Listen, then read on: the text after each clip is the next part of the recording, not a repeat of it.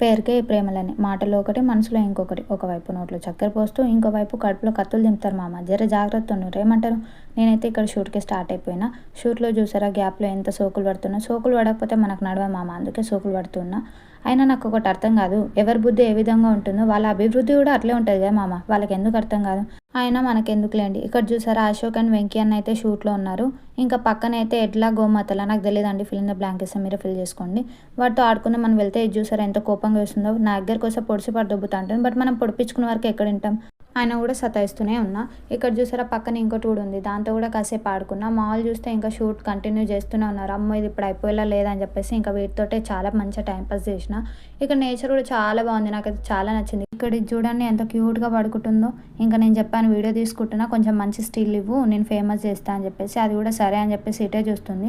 సరే ఇంకో దాన్ని కూడా చేద్దామని చెప్పేసి దీన్ని కూడా తీస్తున్నా. అది కూడా మంచి స్టిల్ ఇస్తుంది, బట్ తింటూనే ఉంది. ఇంకా దాన్ని డిస్టర్బ్ చేయడం ఎందుకులే అని దీని దగ్గరకు వచ్చేసిన. అండ్ ఇది చూసారా ఎంత క్యూట్గా బిహేవ్ చేస్తుందో వీడియో తీస్తున్నా అని చెప్పగానే.